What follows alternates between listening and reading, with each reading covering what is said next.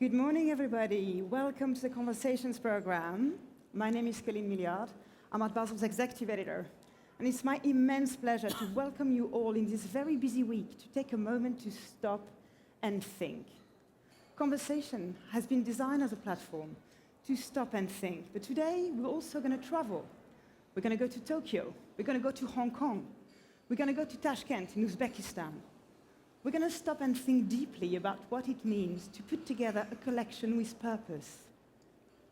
But before we do that, Art Basel has always been about artists, so I cannot think of a better way to start the day than with the immense artist, Katharina Grosse, who is responsible for the stupendous artworks which is currently on Messeplatz. Katharina Grosse is perhaps the artist living in the world right now that has most radically pushed the definition of what a painting is and can be. She's in conversation with Natalia Grabowska, who is a curator of the Messeplatz project this year and a curator at large at Serpentine in London. So please join me in welcoming Natalia and Katharina Grosse. Thank you very much.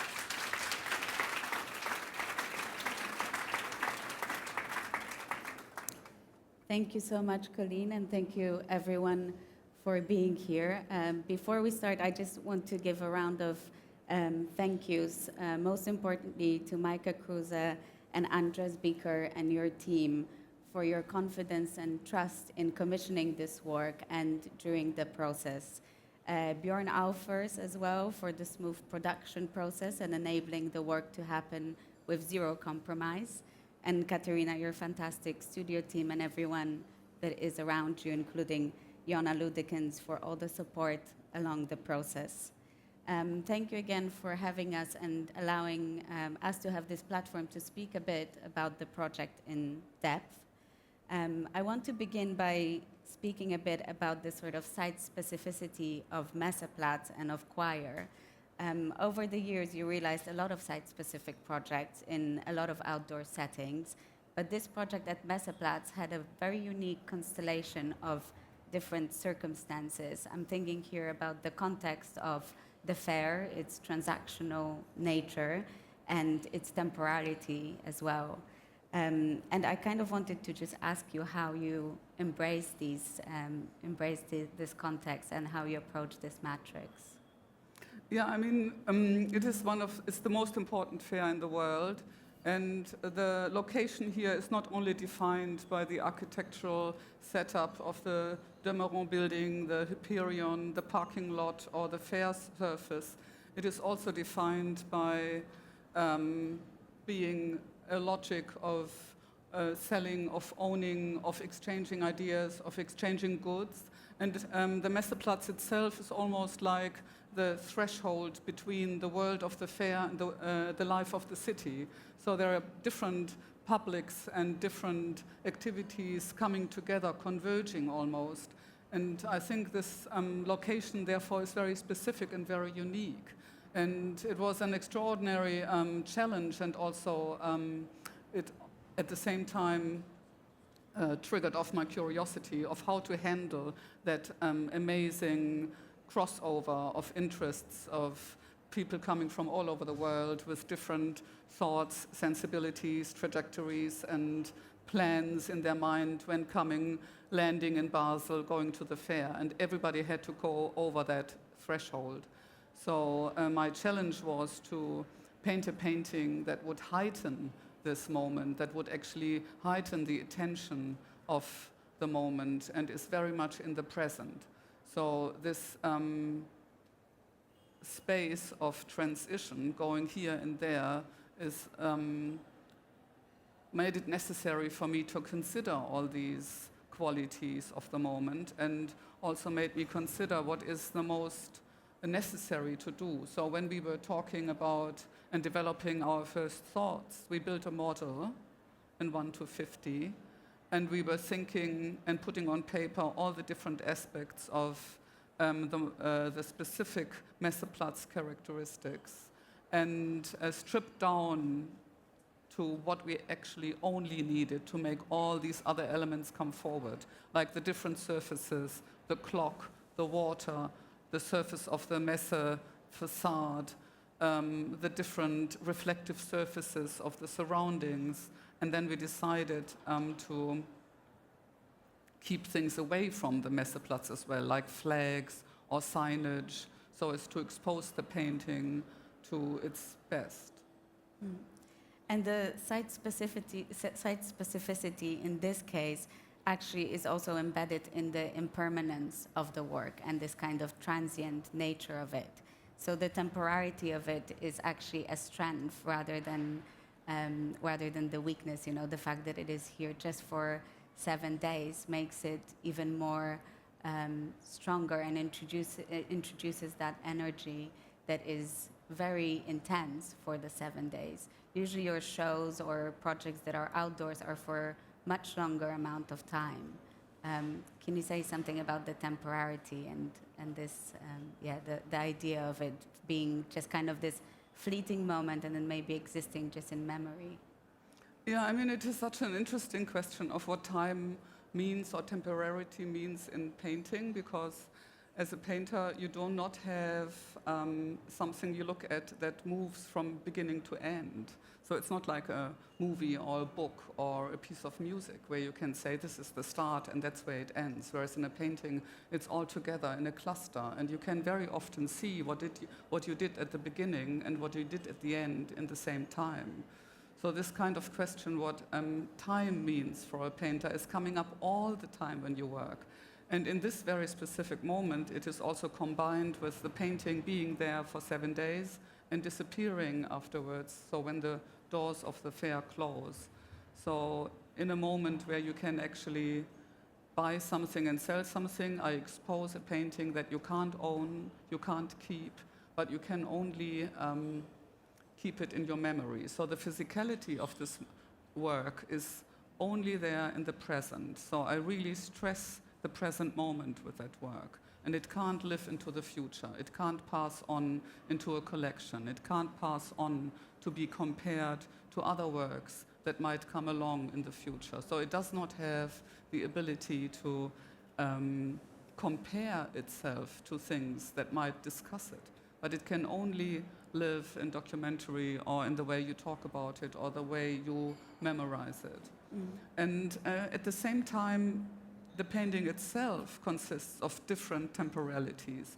So you have the clock there that is ticking along and is like a quintessential symbol of Swiss craftsmanship, but also understanding of punctuality, of being timely, of being organized. And then you have the clouds in the sky that move as well on their own scheme, and then the people moving through it, and the water being in flow and being fluid. So you have a lot of different items that are synchronized through the painting into a slot of simultaneity. Yeah, I find this kind of, the question of value and time very interesting. You know, why do we value the permanence of things or the longevity of things more than the sort of, 2 minutes or 2 hours, and the sort of intensity that comes with it, is something that happens over 10 years more valuable than something that happens, an encounter that happens in 10 minutes or 2 hours or one night, whatever it is. And I think that kind of fed to so much of what we were talking about as well. Yeah, I mean, we were discussing a lot the illusion of where do we think things are stable and they are always available, and other things that are only available in that context and that understanding. And I think within that piece that we were able to produce here, you have a lot of shifts in perspective that challenge your certainty about this is this and this is that. For example, when you're standing on the work, you look at it under your feet, but you also see it further away. So you see something in the distance that is part of where you are, and at the same time you see other people on the work, and the other people see you. So you could always think, maybe where I am, I see the other person, maybe the other person is me, So you start to exchange yourself with the others on the field. And I think that is a huge change in perspective of your own persona, of your identification, and of your placement in a situation. And when you start to go from there, all of a sudden the world looks different. You have far more abilities to maybe go away from definitions, from set opinions, from drawn borders or hierarchies, and you understand that a hierarchy is a mobile and an active apparatus that changes every time you go around the square. You have a different image, a different encounter, and a different ability to put things into consequence. And speaking of that, I want to ask you a bit about your relationship in general with architecture as a painter, because you've worked in so many different spaces. I mean, even here you can see the image of that was your bedroom that you've painted over.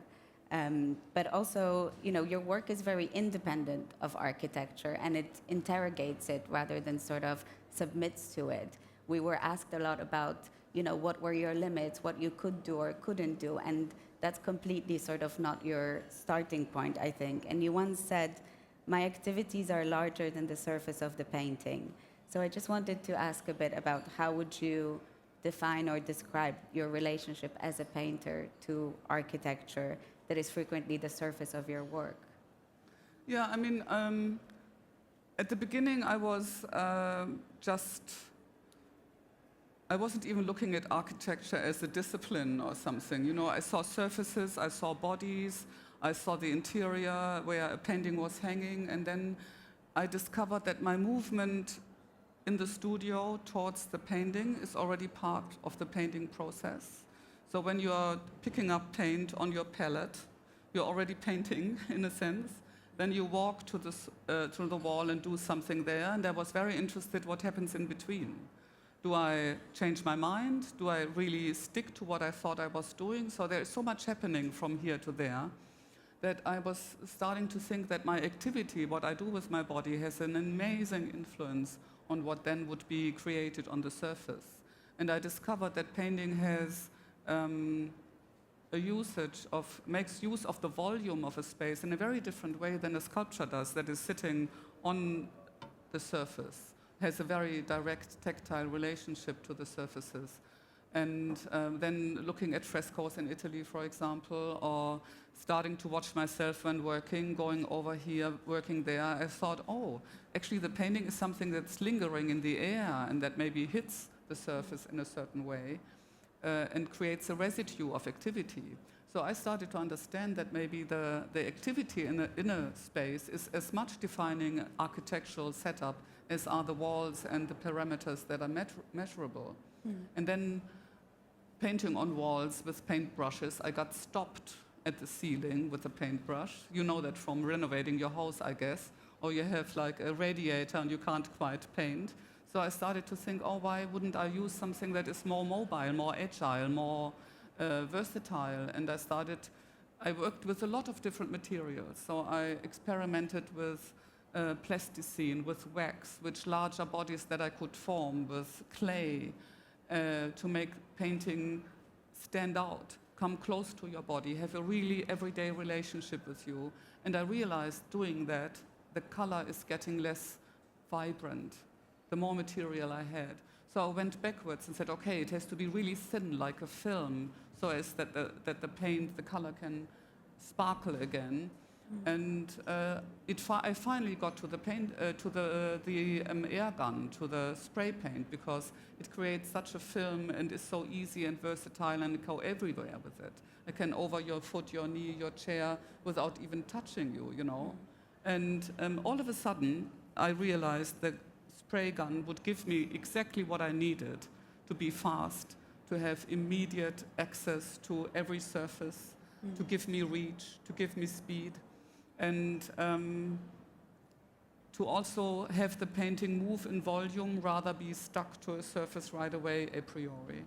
And that kind of relationship to anything multidimensional. So it wasn't only architecture, we just saw my bedroom, it was also things, clothes, books, objects that I could cross over, or like we see here with this first two-tone outdoor painting I did in the Rockaways under the curatorial guidance of Klaus Biesenbach in New York. understanding to go over the surface of the ground and then hitting the window space, the roof space, all of a sudden the borders, the definitions between the things would disappear and would be redefined. And that kind of relationship, that painting can change something so dramatically and yet not destroy it. So I didn't have to knock the house down to make a statement, but I could keep the house and yet put something on top of it that would completely change it.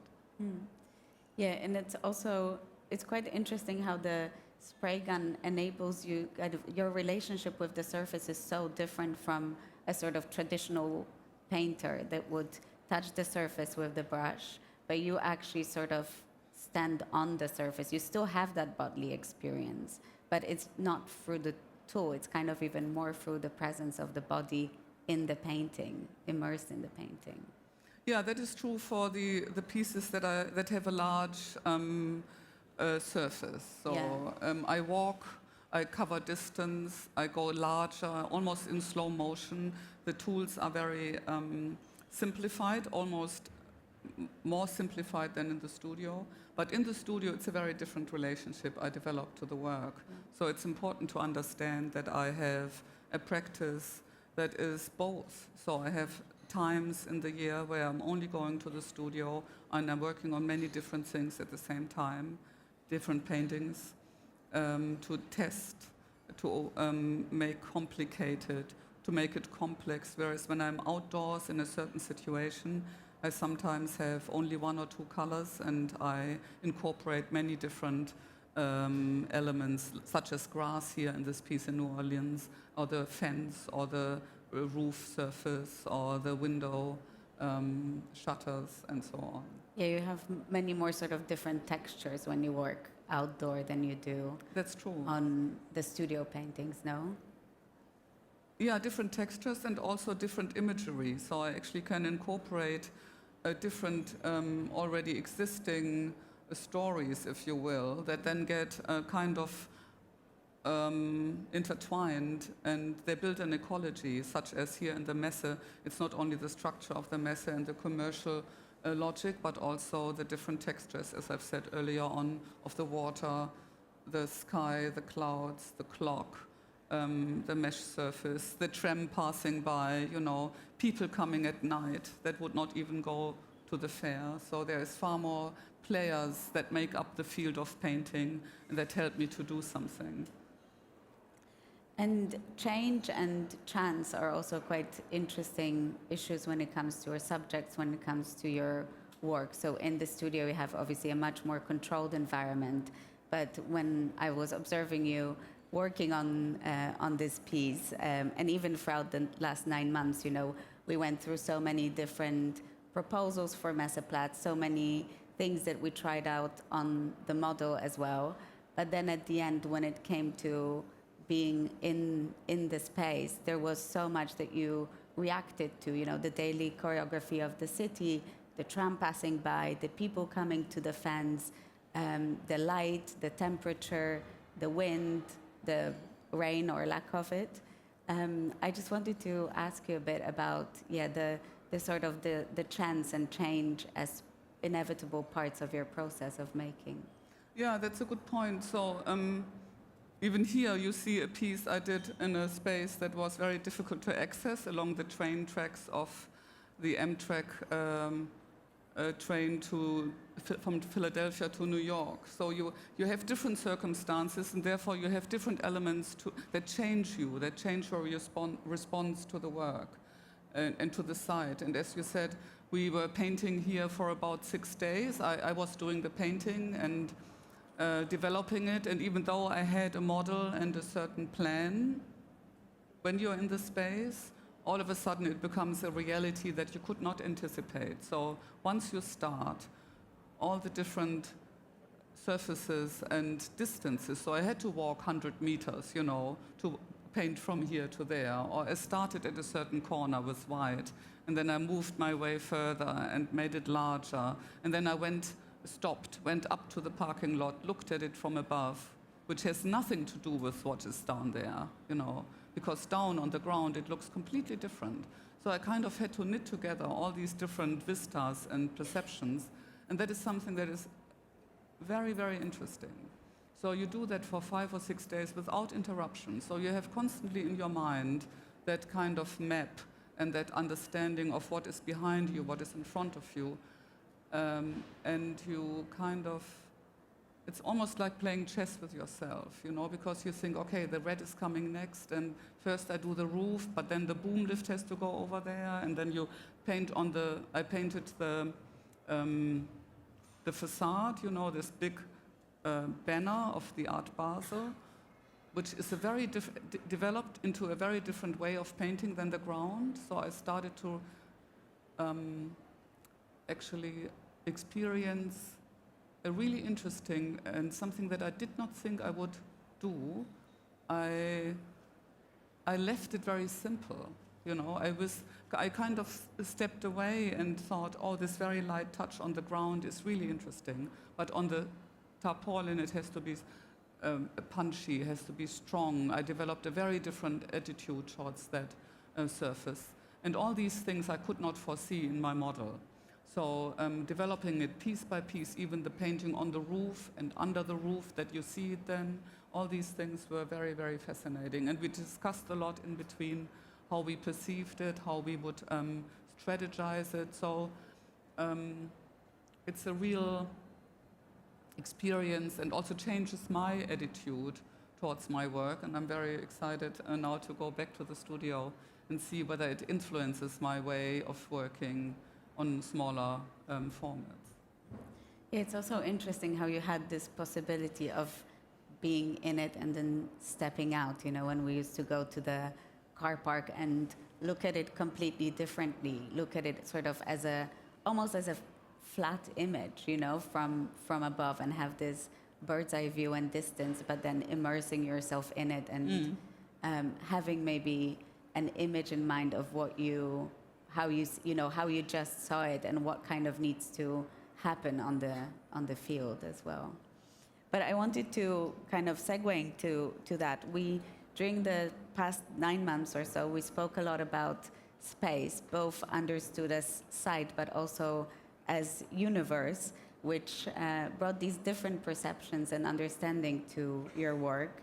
And you think a lot about how can painting exist in space, and you spoke a bit about it already in terms of, you know, that here the painting is also completed by, you know, the changing sky, by how the city life moves.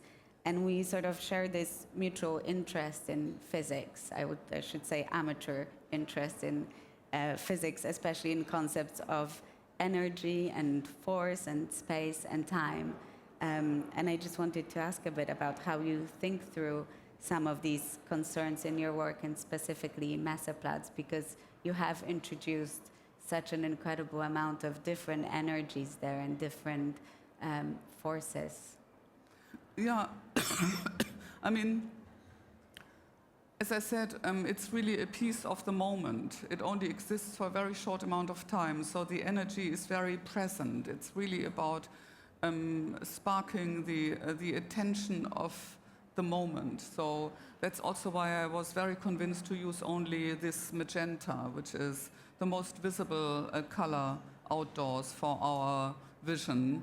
And I wanted to heighten our attention, to kind of evolve us completely in the moment, in the perception of oneself, of the other, of everything that comes together before entering the fair or before entering again into city life.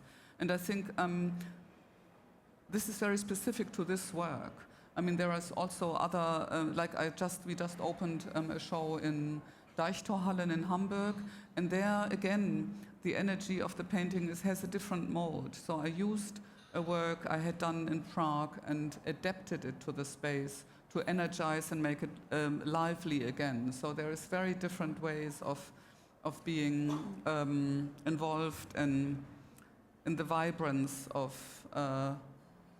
being alive, you know, and that heightened attention is also something that was very, very crucial to the concept. No, that like obviously the fair is about seeking attention and sort of saying, sure. you know, look at me. And what I really loved about this process also is that, you know, it kind of took the site in a very, you responded to the site, and by that I mean, you know, to the context of it as well, and played in as well by saying, well, you know, look at me as well with this huge force and huge, you know, brush strokes and magenta and colors of magenta. Yeah, I mean also the touch of a human being moving along and thinking through the space is very important to me. So this is almost like the heartbeat of somebody who lived through this whole structure that is available to you and to me, and it's not being moderated by an algorithmic apparatus that is trying to filter and feed through how it should look. So it's really an actual thought process that proposes and exposes to you an energy field, almost a velocity that you move through and makes it available. And that is complex, that can't be reproduced. I can't paint it again somewhere else. It is just like this for that very moment of time. One other thing that was very specific to this piece during the development is our conversations around music. And when we spoke about it, we kind of spoke specifically about overtone singing, which is this technique that allows a singer to sing multiple notes at the same time. But we also spoke about non-standard harmonies and playing styles and tunings. And a lot about actually Joni Mitchell, because she developed her own harmonies. And I just wanted to ask you a bit about these concepts and how they fed into the conceptualization of the work. Yeah, I mean, as I said earlier on, this kind of simultaneity of very different voices, of almost paradox concepts. So you have a built space and you have an imagined space, and you put them on top of one another. They follow completely different rule sets, and yet at the same time they appear at the same time. And something that I also enjoyed, I mean, as a kid, for example, I would play in a symphony orchestra, and not that I was very good, but I learned a lot. You know, I learned hearing all these different instruments, everybody performing in their own way something that then made a texture that kind of allowed us all to be part of a larger surface or cloud or sound activity. And I find sound also a very, very fascinating component of the spatial experience. So here, this is, for example, the work I just talked about in Hamburg, in the Deichtorhallen. And to give that whole space another little ingredient, we installed a sound work there with a friend of mine, Stefan Snyder, who is an amazing electronic sound performer. And it is only coming up once an hour for 30 seconds. And it's almost like as if a very noisy thing is landing in the space and then it's gone. And I think that all these little threads that weaving through and all of a sudden unscriptedly here on Messeplatz come together, creating these sensations that are unexpected but very inspiring and energizing, and makes us understand how much information is available to us to make decisions, and not only the scripted plan that we might have. I mean, for example, like that was very inspiring to me early on when I got to know the work of John Cage. He would say, I open my window and this is the symphony of Fifth Avenue, you know. So this capacity to read signals from the surrounding activity is really, really fascinating. Yeah, and that also transforms the way that you experience space. I remember I had this, I think I told you as well, I had this, one of the most incredible musical experience when I went to see Jason Moran, and who's an American pianist, and he was playing just the bass keys, but over and over again for like 20 or 25 minutes. And suddenly the intensity of the bass, it was in a small venue, and the intensity of the bass notes, they basically started sort of bouncing off the walls, and the notes started sort of bending. And you had this experience as if there was like, there must be a sound system somewhere here, because like this is, you know, there must be, this must be amplified. But it was just kind of sound really materializing and going straight to your body in a way that I've never experienced before. I had a similar experience actually now with the Steve McQueen show, which you know also has got this really like very powerful resonance as well because of sound. And I know you also play the synthesizer. Yeah, I like to sometimes play with different musicians, and I'm not at all a musician, but it's almost like communicating on a technical level with a system that is unfamiliar to you, but you're listening and you're adapting yourself to something you have not encountered before. I mean, I had a really interesting experience in my breakfast room the other night. So I was making coffee, and normally in these rooms, I don't know about your hotels, but there is music, right? And music you haven't chosen very often. And so I was making some tea, and I knew there was a song playing somewhere. And I discovered behind the tea table a tiny speaker, and there was actually the music playing for the whole breakfast room. It was very discreet, so it was not like all over, but it was somewhere hidden in a little place in the corner, yet there was music. And I thought it was very poetic somehow, you know, even. I like these tiny, tiny, tiny, tiny speakers that make, that whisper even almost into your ear. Yeah. And so I think there's a lot of amazing, so that concept, the metaphor of the tiny speaker. So if you look around, there is so much information somewhere in the air that you can take and make them part of your understanding of the world. Yeah, and I guess with going back a little bit to Johnny Mitchell, you know, I think there was this interest about what happens when you bend the notes or you bend the harmonies or you push the harmonies, is you kind of get the emotions out of it. And I think maybe that's kind of the parallel to the way that you paint and the way that you work as well with painting in spaces. Yeah, what if you change something or I mean, like here, for example, we have a painting that I made for the Carriageworks in Sydney. And there was no wall where I could paint it. The walls were all listed.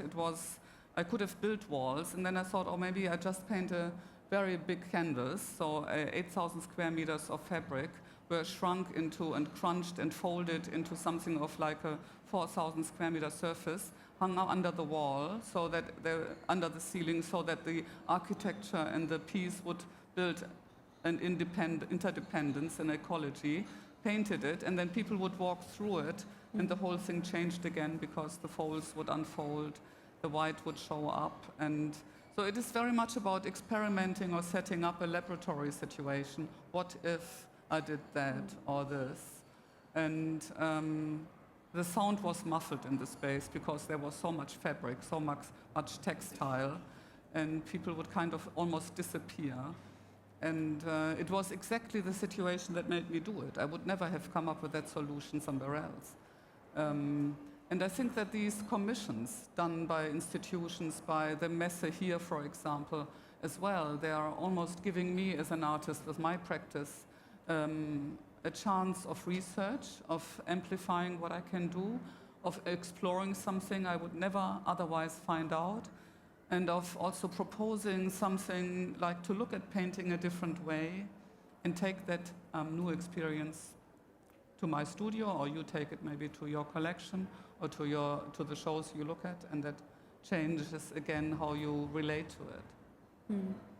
And the piece is also titled Choir, which probably is for all the reasons that we just spoke about, but kind of points to this polyphony of forms, textures, voices, levels as well. How do you see the title reflected or the work reflected in the title? Yeah, and you know, I mean, the title is always a different layer to the work. It gives an entry, it does say something about the quality of the intention of the structure, maybe sometimes of the concept. And certainly we were thinking about the fact that we have so many unscripted, yet maybe sometimes paradox movements on that square that nobody can control, but by the fact of being on it in a simultaneous activity, there is some sort of coincidence, you know. I think that when you meet in an activity, whether you sing together, you make music together, there's always something that coincides, but maybe there's friction, because the sound of a trumpet is different than the sound of a violin, or the path of somebody rushing to the entry of the Messe because they want to bring a sandwich to their dealer, or somebody who is reading a booklet on the way. They are very different, even contradictory movements, and the moment they meet, there is a very interesting touch. You know, there is this where borders meet, where a border is coming in existence. You have a moment of overlapping interests. You can renegotiate. You can rediscover things you might have lost, for example. And therefore, choir is an overall, you know, entry point to that world of you seeing something in the other that might be you.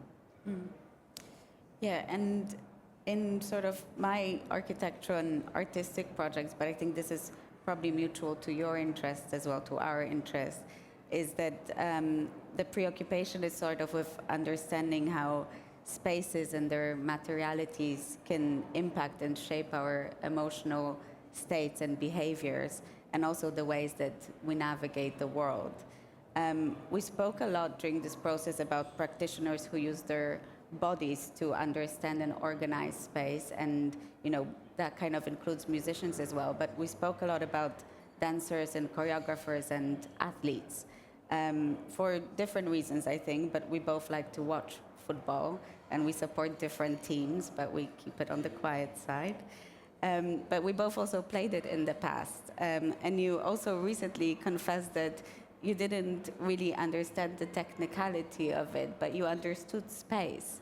And I was wondering how the kind of interest in football, but also ball games, plays into your work and plays in your understanding of space. Well, you know, I mean, I really like to look at very concentrated techniques of pattern making. And I think that soccer or tennis are such very, very framed, almost simplified moments where you're very concentrated. You have a certain field, you have a certain amount of time, you have 5 or 6 rules, and then you can understand what people do within these rules that deviates. Whereas practice that is repetitive, and where all of a sudden the repetitiveness is being left, and the game turns into something completely invented.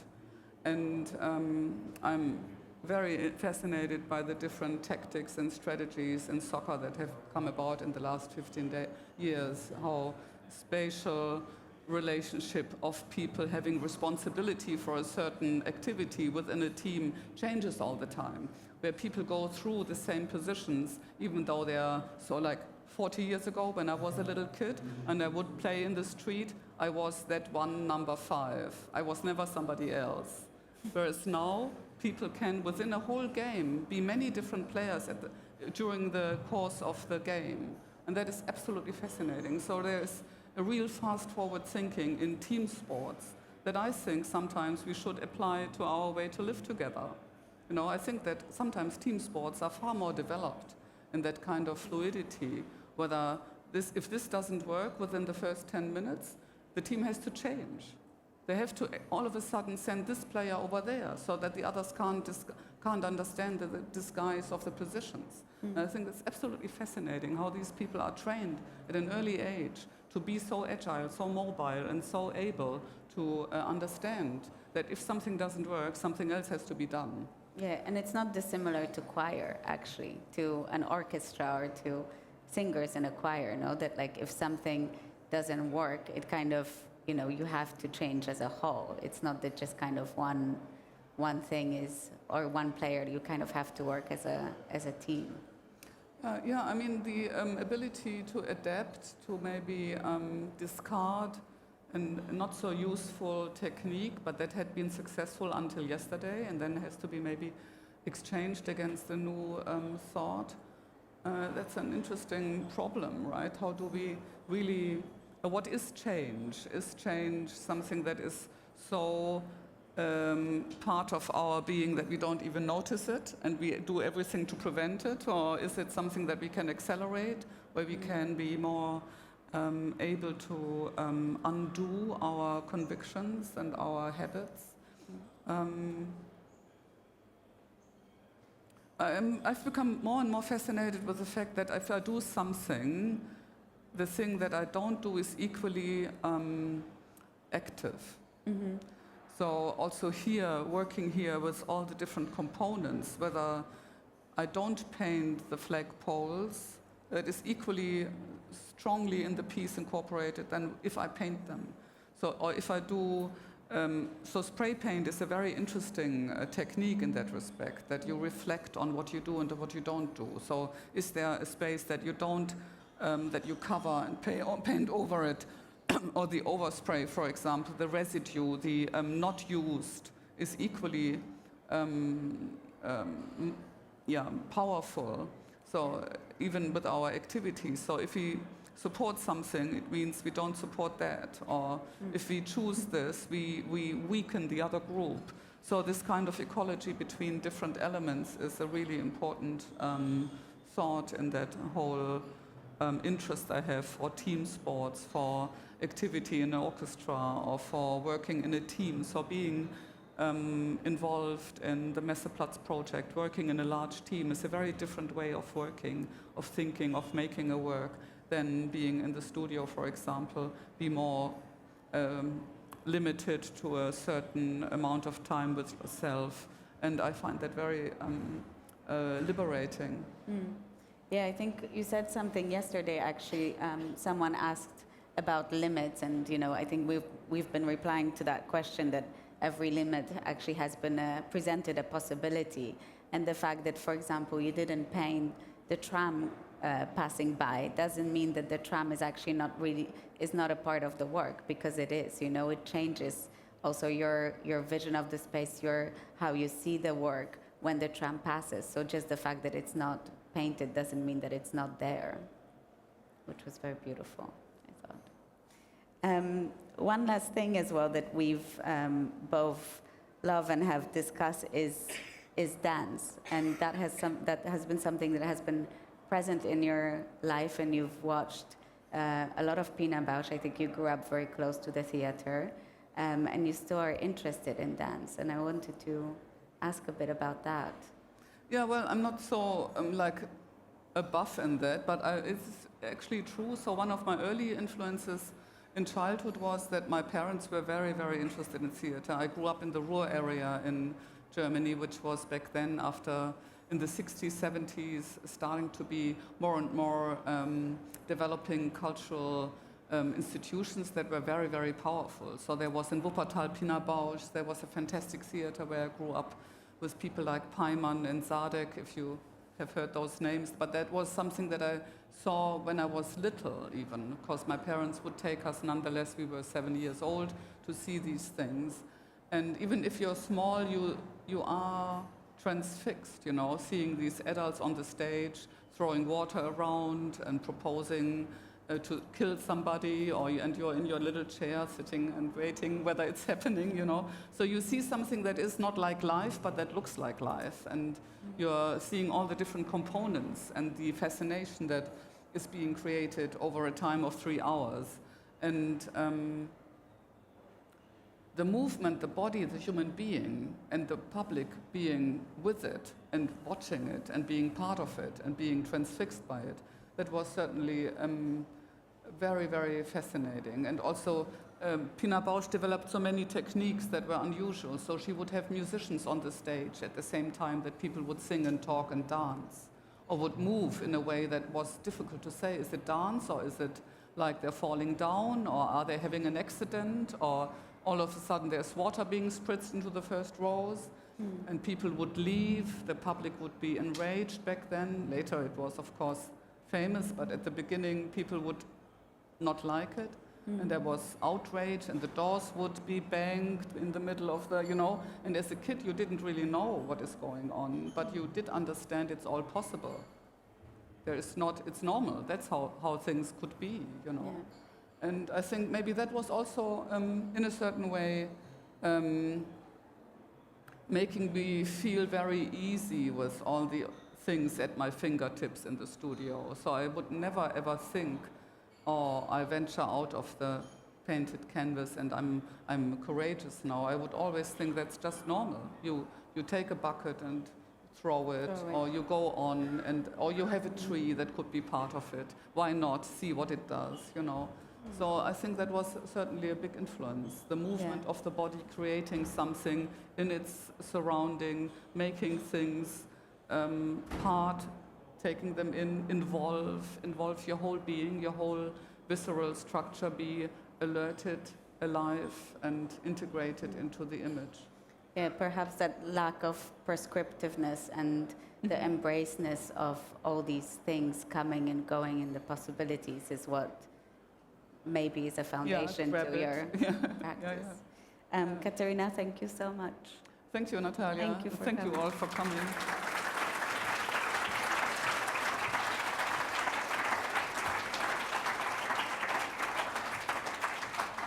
On behalf of all of us at Art Basel, an immense thank you. This was really enlightening, and thank you all for being here, coming to the Conversations program. We're going to now take a half-an-hour break and then continue with another fascinating conversation with two great curators, Adam Shimzik and Dorian Chang, talking to us about their forthcoming project in Tokyo. So come back in half an hour, and thanks again, Katharina and Natalia.